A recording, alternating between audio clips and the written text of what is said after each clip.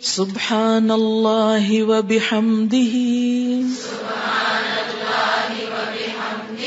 عدد خلقہ ورضا نفسہ وزنة عرشہ ومداد کلماتہ. سبحان اللہ، پاک ہے اللہ، وبحمدہ، اور اس کی تعریف کے ساتھ، یعنی میں اس کی پاکی بیان کرتی ہوں. عدد خلقہ، اس کی مخلوق کی تعداد کے مطابق، کے برابر. عدد گنتی، تعداد. خلق بمعنی مخلوق، یعنی جتنی اس کی مخلوق ہے، اس کی جتنی تعداد ہے، جتنی اس کی کریشن ہے، ان سب کی تعداد کے برابر، گنتی کے برابر. وردا، اور رضامندی، نفس ہی، اس کے نفس کی، یعنی اس کے نفس کی یا اللہ تعالی کی ذات جس چیز پہ راضی ہے اور جتنی تعریف پہ راضی ہے اتنی تعریف کرتی ہوں. وزنۃ عرشہ، اور اس کے عرش کے وزن کے برابر، یعنی جس عرش پر اللہ تعالی متمکن ہے اس کا جتنا وزن ہے ہم تو اس کا احاطہ بھی نہیں کر سکتے، اس کے برابر. ومداد، اور سیاہی، کلمات ہی، اس کے کلمات کے لکھنے کی. یعنی قرآن پاک میں آتا ہے کہ اگر سارے سمندر سیاہی بن جائیں اور اتنے ہی اور بھی، اور سارے درخت قلمیں بن جائیں اور اللہ کے کلمات، اس کی تعریف لکھی جانے لگے تو سارے سمندر خشک ہو جائیں، لیکن اللہ کی باتیں کبھی ختم نہ ہوں. تو اس لیے اس کے کلمات یا اس کی باتیں لکھنے کے لیے جتنی سیاہی چاہیے اس کے برابر. یہ مسنون تسبیح ہے اور بہت ہی خوبصورت. چند لفظ ہیں لیکن ایک بندہ مومن کے دل کے اندر اللہ تعالی کی محبت کے لیے، اس کی عظمت بیان کرنے کے لیے جو اس کے جذبات ہیں اس کی ایک عکاسی ہے. اب دیکھیں کہ اللہ تعالی کی ذات جتنی بلند ہے اور اس میں جتنی خوبیاں ہیں ان کا احاطہ کرنا ہم جیسے کم عقل اور حقیر انسانوں کے لیے ممکن ہی نہیں. نہ وہ ہماری عقل میں سما سکتا ہے، نہ ہمارے تصور میں، اور نہ ہی ہماری اتنی زندگی ہے، نہ ہماری اتنی قوت ہے، نہ اتنی طاقت ہے، مجال ہے کہ ہم واقعی اس کی تعریف کا حق ادا کر سکیں.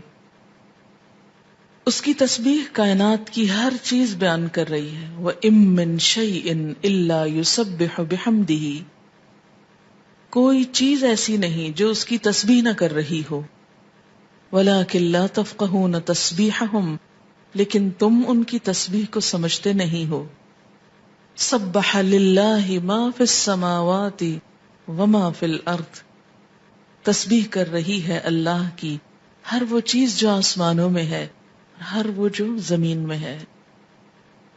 جب ہر چیز اس کی تسبیح میں لگی ہوئی ہے تو میری زبان اس کی تسبیح سے خالی کیوں رہے؟ اگر میں نہیں کروں گی تو میری محرومی ہے. اللہ تعالیٰ کا تو کچھ بھی نقصان نہیں. بے شمار فرشتے صرف پیدا ہی اس لیے ہوئے ہیں کہ وہ اللہ کی تسبیح بیان کریں، اس کی تعریف بیان کریں. اس لیے تسبیح کرنا سراسر خود انسان کے اپنے فائدے کے لیے ہے. اس طرح انسان باقی کائنات کا ہم نوا ہو جاتا ہے. جس ذات سے جتنی محبت ہوتی ہے اس کے لیے الفاظ کا چناؤ اتنا ہی مشکل کام ہوتا ہے، اور اللہ کی تعریف کے لیے الفاظ کا چناؤ ہم عام انسانوں کے بس میں نہیں. اس لیے ہمیں لازمی طور پر سہارا لینا ہے نبی صلی اللہ علیہ وسلم کے الفاظ کا. تو آپ نے جو الفاظ سکھائے مسنون بھی ہیں اور بہت جامع بھی ہیں. آپ صلی اللہ علیہ وسلم کی یہ خصوصیت تھی کہ انما اوتیت جوامع الکلم، مجھے جامع کلمات عطا کیے گئے ہیں. آپ صلی اللہ علیہ وسلم کی گفتگو کی ایک خوبی تھی کہ کم الفاظ میں بڑی بات کہہ سکتے تھے.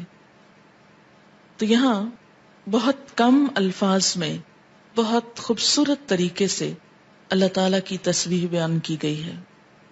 تو جب بھی آپ دعا مانگنے لگیں تو اس سے پہلے اگر یہ چند لفظ بول لیں تو دعا کا وزن اور قبولیت اور اس کی خوبصورتی بڑھ جائے گی.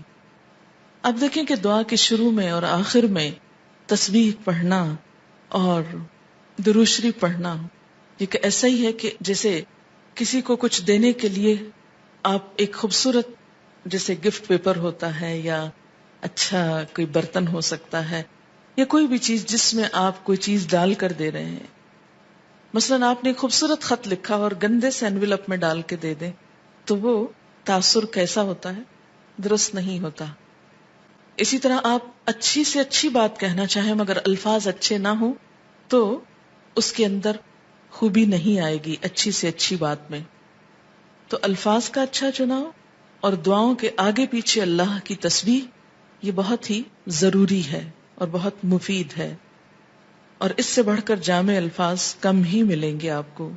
اس لیے ان کو یاد بھی کر لیجئے اور عادت بھی بنا لیجئے. اب اس شعور کے ساتھ جو کچھ ہم نے اس کا معنی سمجھا ہے، مثلاً عدد خلقی ہی، تو آپ سوچئے ذرا کہ اس کی مخلوق کی گنتی. مثلاً کہا جاتا ہے کہ آسمانوں پر جتنے ستارے ہیں اگر ان کو فرضی نام دے دیے جائیں، مثلاً ABCD، تو ان ناموں سے پکارنے میں یا ان کی صرف گنتی کرنے میں 400 ملین سال چاہیے، کیونکہ انسان نمبر ایک تو احاطہ ہی نہیں کر سکتا. اور اگر صرف گننے لگے ان کو، صرف ستاروں کو، ابھی زمین کے ذرات کو نہیں، ریت کے ذرات کو نہیں، اگر آپ میں سے ہر ایک کو پورا کراچی شہر مثلاً سمندر کے کنارے پہنچ جائے اور ایک ایک گلاس ریت کا اٹھا کر اس کو دے دیا جائے ہر شخص کے کہ اس کے ذرات گنو، تو میرا خیال ہے کہ صرف وہ ذرے گننے میں اس کو کئی سال لگ جائیں، ایک عمر بیت جائے. تو ہم نہ تو یہ ذرات گن سکتے ہیں، نہ یہ ستارے گن سکتے ہیں، اور نہ ہی ہماری اتنی عمر ہے. تو یہ ایک تسبیح لے کہ اگر ہم چند دفعہ سبحان اللہ کہہ بھی دیتے ہیں اس سے حق نہیں ادا ہوتا. سارا دن بھی بیٹھ کے تسبیح پڑھیں تو مت کبھی سوچیں کہ ہم بڑے عبادت گزار ہو گئے اور بہت کچھ کر لی، کچھ نہیں کیا. کبھی اپنی عبادت کا انسان کو غرور نہیں آنا چاہیے، نہ کبھی عبادت کے تکبر میں مبتلا ہوں، کیونکہ ہم اللہ کا حق ادا کر ہی نہیں سکتے. تو پھر جب انسان یہ کہتا ہے عدد خلق ہی، تو گویا وہ سب کچھ گنا گیا جو آپ ویسے نہیں گن سکتے. لیکن شرط یہ کہ دل سے کہیں عدد خلق ہی ورضا نفس ہی، اتنی تسبیح جس پہ وہ راضی ہو جائے، بس مجھے اس کو راضی کرنا ہے. میں جب تک تسبیح کروں گا جب تک وہ راضی ہو جائے، اس کی رضا کے برابر. وزنۃ عرشہ، اور وزن میں اس کا عرش، اس سے وزنی کوئی چیز نہیں، اور اس کے کلمات لکھنے کی سیاہی کے برابر. وہ کتنی ہے اس کا احاطہ بھی ہم نہیں کر سکتے. اب آپ دیکھیں لیکوڈ بھی آ گیا اور ایبسٹریکٹ چیز بھی آ گئی اور ٹھوس چیز بھی آ گئی، یعنی ہر چیز کا ایک طرح سے احاطہ کیا گیا. اب اس تصور کے ساتھ تسبیح پڑھی، سبحان اللہ و بحمدہ